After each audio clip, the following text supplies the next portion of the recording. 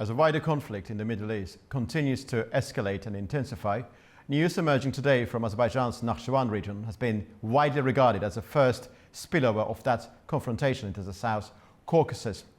Shortly before 12 p.m. Baku time today, reports began to emerge suggesting that Nakhchivan airport had been targeted in a drone attack. The incident was later confirmed by official Azerbaijani sources, which stated that several drones had been directed towards the Nakhchivan region, causing damage to airport infrastructure and leaving 4 individuals injured. The Azerbaijani Minister of Defense stated that 4 drones were directed towards Nakhchivan airport. One of them was neutralized by air defense systems, whilst 3 struck the airport area with debris from one of the drones falling near a school. The Iranian side has denied responsibility for the attack. President Ilham Aliyev convened an emergency meeting of the Azerbaijan Security Council, describing the incident as an act of terror against the territory of Azerbaijan and the state of Azerbaijan. He stated that the target of the attack was civilian infrastructure and called for those responsible to be held criminally accountable. He stated that this was not the first time, in his words, that the Iranian state had committed an act of terror against Azerbaijan, referring to the attack on the Azerbaijani embassy in Tehran 3 years ago. President Aliyev also accused Iranian state-controlled media of conducting what he described as a dirty campaign of slander against Azerbaijan. He added that, in his words, the stain will never be erased from their ugly and unsightly face. At the same time, the president of Azerbaijan, Aliyev, said that Azerbaijan would pursue the matter through the diplomatic channels, whilst also announcing that country's armed forces, the Minister of Defense, the State Border Service and other special units had been placed on level 1 mobilization level. Must be ready and conduct any operation if necessary. Well, all of these developments are taking place against the backdrop of Azerbaijani-Armenian normalization efforts, of course. And joining me now to discuss these developments are Arek Kochunyan, President of the Armenian Council, Yerevan, Armenia, and Ahmed Alili, Director of the Caucasus Policy Analysis Center, Baku, Azerbaijan. Arek and Ahmed, welcome to both of you. Thank you. Thank you very much for the invitation. Arek, when I speak to you and to Ahmed together, or separately, we always talk about Azerbaijan-Armenian normalization, and in fact, a lot has happened in the field of this normalization since our last conversation, which was either in early January or late December, if memory serves me correctly, and we'll discuss those matters, of course. But first things first, this situation, Arek, what is your evaluation of what happened? How insulated is South Caucasus? I mean, I listened to the interview given by our common friend and colleague Rusif Husseinov to my colleague Nadia Jani a few days ago. He described Azerbaijan and Armenia together as an island of stability in the midst of wider confrontations happening both involving Russia and down in south in Iran. But today's event shows that we are not as insulated as we thought we are. What is your take? Of course, South Caucasus is unfortunately not an island separated from the rest of the Middle East. It is, in a geographic terms, at least in one of these readings, it's a part of the anterior Asia or Middle East, and thus the fire that was burned there now widespread it into South Caucasus, at least with one accident or with one targeted attack, to be more specific. This is, of course, a very negative development, not only for Azerbaijan, in my opinion, but also for Armenia and also for South Caucasus in general, because to a level, it was this level of stability and the level of autonomy that the normalization between Armenia and Azerbaijan and generally of South Caucasus that made possible these developments. I mean, the developments between Armenia and Azerbaijan that made those possible. That's on one side. On the second side, it's not the first time when we're talking about malign foreign influence on our processes. If we're usually talking about Russia, time to time it is being highlighted that Iran also can have a negative influence on South Caucasus. But talking about all of this, it is more important for me to raise the issue of what can be done now. And since I'm representing the Armenian expert community in the Azerbaijani television, I would like to raise an idea of what can be done, at least from the Armenian side. And I think if a couple of days ago we've heard that the bus connection between Azerbaijan and Nakhchivan through Iran was stopped, and most probably this is going to last for even longer after this attack. Armenia could and should provide a humanitarian extraordinary connection for Azerbaijan to its enclave of Nakhchivan. This can be done either through the territory of Georgia, since we don't have a direct connection, a working connection, let's say, that can support a big cargo. But in couple of days or probably weeks, the highway connection between Azerbaijan, Armenia on east and Azerbaijan, Armenia on west can be restored. And this flow of goods and services to Nakhchivan that needs to be done somehow can happen also through Armenia. That's very interesting. It looks like in the face of external shock, external danger, instability, Azerbaijan and Armenia could work together and intensify the process regarding connectivity, as I understand from your particular proposal.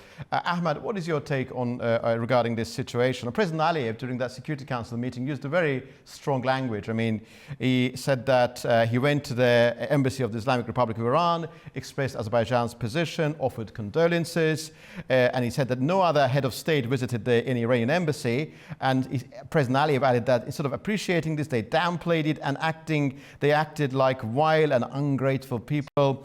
And he said that these dishonorable people, those who committed this act of terror against us, will regret it. Language is very strong. Naturally, we understand that. What is your major understanding of what happened? Why on earth the Islamic Republic of Iran, with all the knowledge that Azerbaijan or Armenia or any other country in the South Caucasus will let its territory be used against Iran or any other third-party country, reportedly, as we see, targeted Nakhchivan airport, which is a civilian infrastructure. What is your understanding of what happened? Yes, I believe it's very important development, and that you rightly mentioned that in the case of the external shocks, Baku and Yerevan, they are looking for ways to get closer to each other. And this is a scenario we've been warning for a long time, at least for the last 2 years, and especially after 8th August 2025. Me and Arek, being participants of many expert groups who've been discussing this issue, this scenario, quite in a detailed manner on many platforms. So I believe that this is in a way that it's a shock, but it's a shock that we were expecting this shock to take place. So that is why we were there was expected that in the face of the external shocks, Baku and Yerevan can look for the ways to get even closer. So I believe that in this context, the external disturbance, the flames that we are witnessing in the borders of the region, and not only in the southern border, but also in the northern borders of our region, those are the conditions that can create all this needed environment for the South Caucasus integration. So it's quite a negative development, but might have a positive consequences. And as there is a saying that we should not let the good crisis to go wasted, right? This is the opportunity for Baku and Yerevan. What do you But say, your question about it, what happened? Yeah, Ahmad, just to clarify, just follow-up question, in order just to add to what you're just saying. Why Iran felt the need to do that? I mean, they denied this, of course, and many analysts would describe their approach as plausible deniability. I mean, it's either incompetence, because Azerbaijan is not a military Azerbaijani territory does not have a military target for Iranians to aim at. Either it's incompetence, or it is a warning to Azerbaijan for one reason or another. Do you have any other explanation? Yeah, it's mostly, for me, it's mostly about decentralized the governance in Iran right now. Iran deliberately dismantled the central governance institutions, especially when it's about military management. So the army right now in Iran, they are managed like the small group, independent groups that acts very independently, and they are not tied with the central command center. That is designed. So in Iran, they thought that this is a perfect way to avoid if Israel kills all the high command members, and then these groups can act independently. But in reality, we are seeing that when this group of people act independently, they do not do actions that align with the foreign policy of the government. So this is very important moment in Iran-Azerbaijan relations also. So I believe that once Iran decided that it should create a chaos in the region, especially in the Middle East, especially with its Arab neighbors, and they are going to go to United States and ask United States to stop the war. So they are going to, it's going to be a tool. So Iran tries to weaponize this good neighborly relations so that everybody goes to the United States and asks for the ceasefire. I believe this is a very wrong strategy. And this is going to turn against Iran because all these neighbors, and especially Azerbaijan, wanted nothing negative, nothing bad for Iran. We wanted good relations with Iran. And the President Aliyev, as it said, Azerbaijani leader, was the only leader who went to the Iranian embassy and signed the message of the condolences when the late Iranian supreme leader was killed during the attack, Israeli attack. Yeah. So these are the very important moments. So I mean, when Iran tries to act and it tries to believe that it's a good strategy to scare off its neighbors so that they can run to the United States and ask for ceasefire, but in reality, that turns against itself. And I believe that, especially in the case of Azerbaijan and Turkey, the Tehran might have quite a negative consequences. Thank you, Ahmed. Arik, I know that in Armenia, Prime Minister Pashinyan a number of times convened the meeting of the Security Council. I think the last one was today.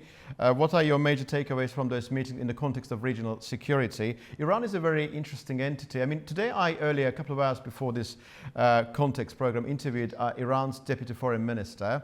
And when I asked about this incident, he said that he wasn't aware, he had not been informed. And then Abbas Araghchi, Foreign Minister, when he was informed a few days before about the attack on Oman, he said that he wasn't aware. It looks like when you talk to the President, Foreign Minister, Deputy Foreign Minister, they seem to be detached from the security apparatus. I don't know to what extent this disconnect exists or not, but it's a very interesting entity to deal with.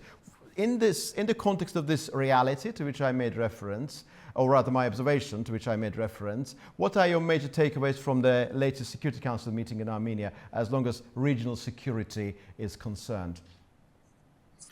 Well, I would restate what my colleague said, that it very much looks like the central decision-making apparatus is broken in Iran, and we are dealing with a decentralized decision-making procedure with different groups making different decisions, including acting on a soil outside of Iran. This is very much looks like that. And that, of course, creates even bigger instability and even bigger ambiguity of the future actions to be taken. Now, with regards to the Security Council meetings invited by the Prime Minister of Armenia, you are well aware that Iran is one of the two open borders that Armenia has as of now.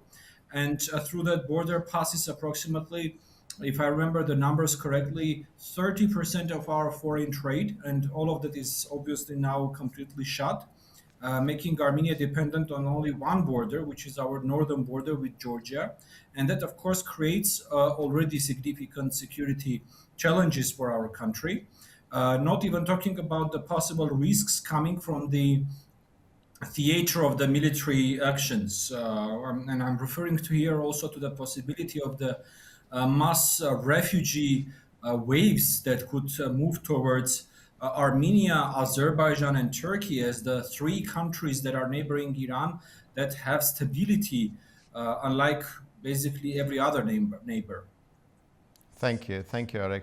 Ahmed, earlier Arik talked about the potential coordination between Azerbaijani and Armenian sides for humanitarian purposes, creating sort of humanitarian corridor, connect to parts of Azerbaijan. So basically the impression that is that this challenge could intensify Azerbaijani-Armenian peace process, making certain things happen earlier than they were expected to happen.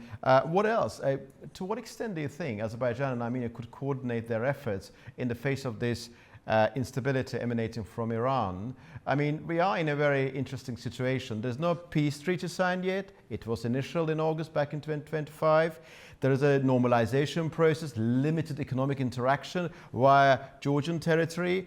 What else do you think could be done in that field of Armenian-Azerbaijan normalization in the face of what's happening in Iran, in and around the Islamic Republic of Iran, basically?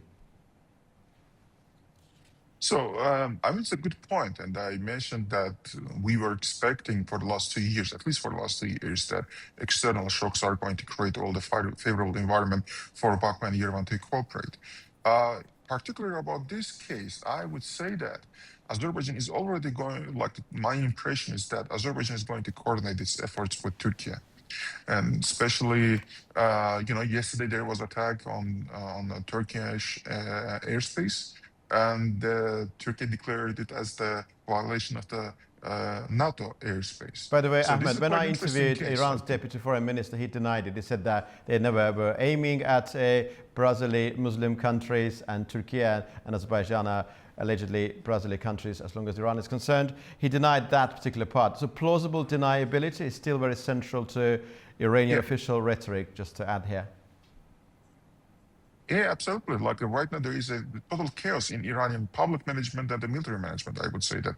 I mean, Arek rightly mentioned about the disconnection between the foreign policy apparatus and the military apparatus, but I would say that even within the military apparatus, you would see quite a disintegrated style of the management, and that Iran believes that this is the best way to act in the existing situation, but it creates a lot of problems. For example, let me tell about this. If someone in Iran decides to make a ceasefire with the United States, who is going to inform this decentralized groups of the militant groups that there is already ceasefire? So it's going to be very hard to bring back Iran to the normal, let's say, normal style of the management. So it's a big problem. So going back to what Armenia and Azerbaijan can do, particularly in this case, I believe that this is a good chance for both Azerbaijan and Armenia to be part of the wider NATO initiatives on this issue, because again, Azerbaijan and Turkey, they are going to coordinate that. Turkey already declared it as a violation to the NATO airspace. So if there is the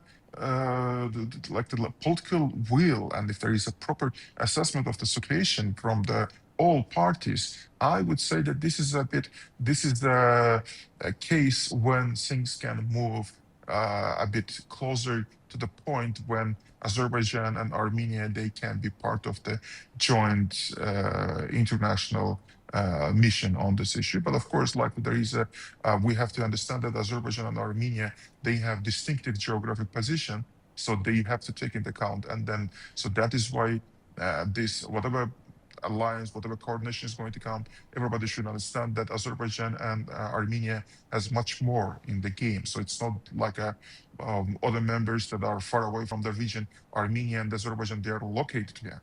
So it means that we are going to face the consequences of that. So I believe that after President Aliyev's speech today, we understand that Azerbaijan is a bit resolute on not letting this thing go like an ordinary case. So I believe that, but this creates a lot of opportunity for the coordination with Turkey, Armenia, Azerbaijan, and the broader regional alliance. Arek, President Aliyev during today's Security Council meeting said that all Azerbaijani sort of army units, state border service, special forces have been brought to level 1 mobilization and must ready to act to conduct any operation. Naturally, the intention here to de-escalate, not to escalate. Azerbaijan demands apology and so forth. But we have found ourselves in an incredibly difficult position. Azerbaijan has got a treaty alliance with Turkey. Any attack on Azerbaijan is an attack on Turkey. There's a sort of Article 5 style protection, mutual defense mechanism between these two countries. Any attack against Turkey would be an attack against NATO, a member country. And we are in the midst of Azerbaijan-Armenian peace process, which should lead to the Armenian-Turkish normalization. Just following the logic entailed in Ahmad's response, do you see more of coordinated mechanism involving these three countries in connection with what's happening regarding Iran?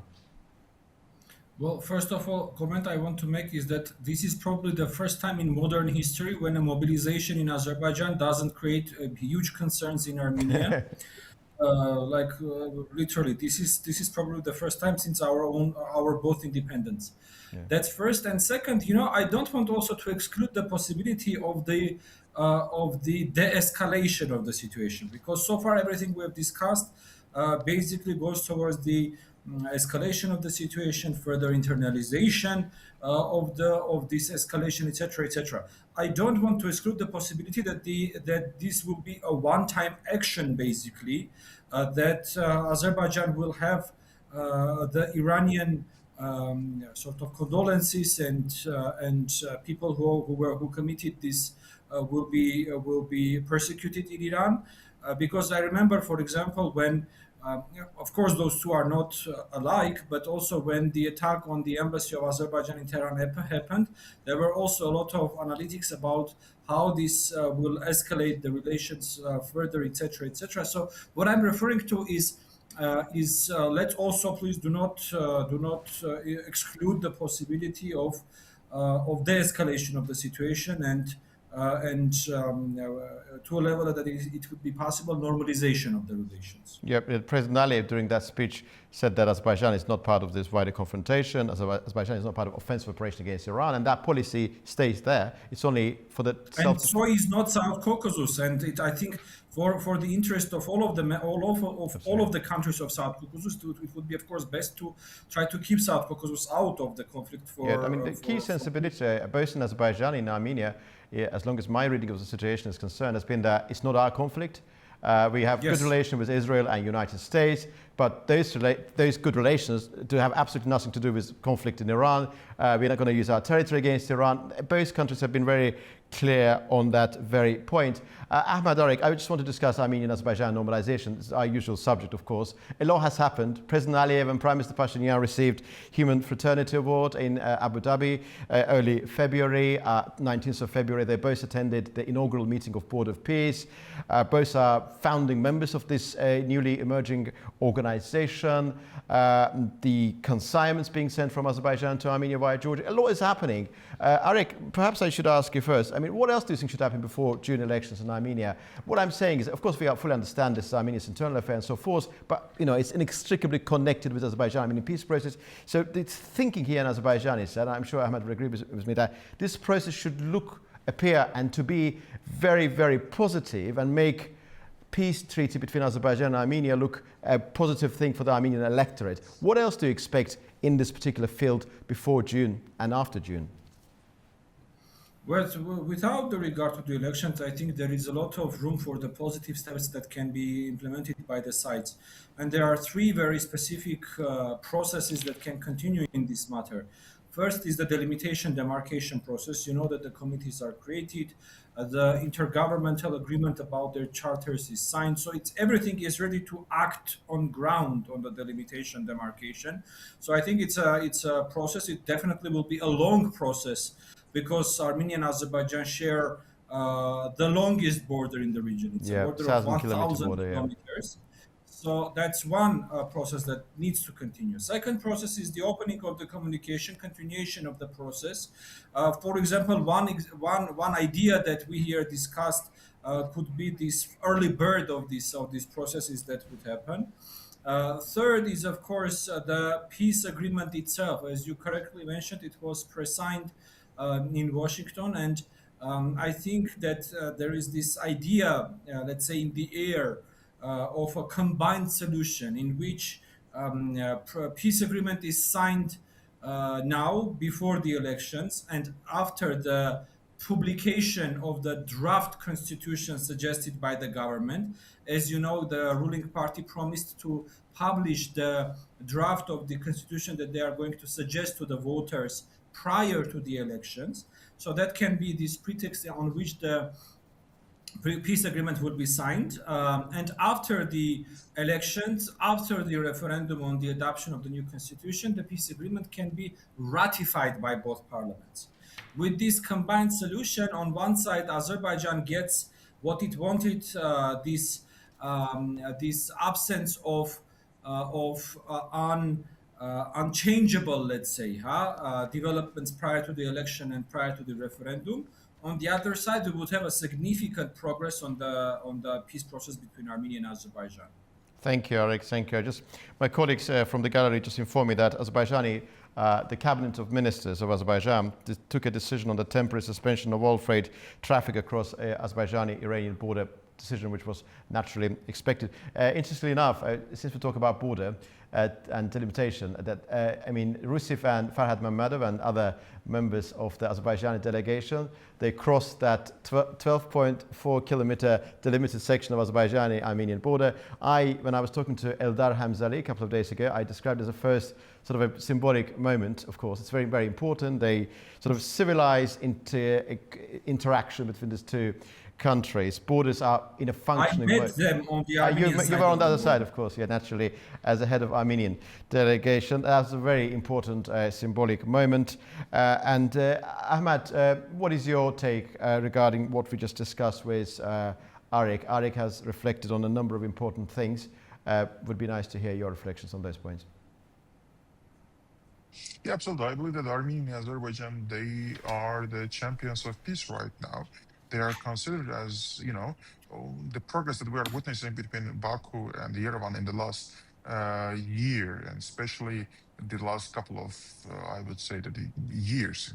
Let me put it this way: since the end of the 2024, I believe that we are witnessing something that we cannot see in other conflicts. So that is why Baku and Yerevan has something to be proud of, and it trend can continue. But of course, like, the milestone is going to be Armenian election in June 2026. We are seeing that Armenia is preparing for those elections, and I believe that the result of the elections is going to send a clear message to Azerbaijan also, that to what extent there is a resistance in Armenian society to certain ideas of peace. But we are seeing that there is quite a positive development between the leaders. Armenian and Azerbaijani leaders, they are demonstrating quite a positive vibe. They understand each other. They work with each other. They meet with each other. So the Armenian and Azerbaijani leaders meeting somewhere in some conferences is not a news anymore. It's just one of the many news. But in the past, I remember that in the past, one of those meetings would be a topic that we would discuss for a couple of days. So this means that this is a good thing. This shows that we already achieved a lot. But I believe that still looking for ways to come closer to each other in the cases such as this one, so that Baku and Yerevan can coordinate their efforts. It is something that we have to act very fast. And I'm very happy to hear that as Arek said, that this is the very first time when Azerbaijan army is mobilized, and nobody in Armenia is worried about that. So this is quite a positive moment, and this is the moment that we should appreciate, frankly speaking. Yeah, over the past few months, over the past 6 or 7 months already, we have seen some dividends of peace, with its consignments, and President Aliyev and Prime Minister Pashinyan have repeatedly said that these two countries have been living in peace. It's a bit unusual feeling, of course, but it's an absolutely fantastic feeling, and may it last as long as humanly possible, in perpetuity, as we say. Thank you, Arek. Thank you, Ahmed. I'm so grateful to you. This conversation has been taking place under extraordinary circumstances against the backdrop of the latest drone attack on Azerbaijan's Nakhchivan airport. But let's hope that when we have our next conversation, we focus on constructive matters, not about the way we should deal with danger emanating from Iran or anywhere else. Thank you to both of you. Thank you very much indeed. Thank you. Well, the situation surrounding the conflict involving Iran leaves a lot to be desired. Tensions are escalating, and according to the latest report we have received, as long as the intentions of the administration in Washington, D.C. and the government in Tel Aviv are concerned, it will last for some considerable time. We have consistently over the past few days discussed the question to what extent what's happening regarding Iran may find its way into this region. Sadly, the news that we heard, and the news which was confirmed later regarding drone attack, Iranian drone attack on Nakhchivan, seems that yes, conflict physically has reached this region as well, but let's hope that de-escalation is indeed in the offing. You've been watching Context, and see you very soon indeed.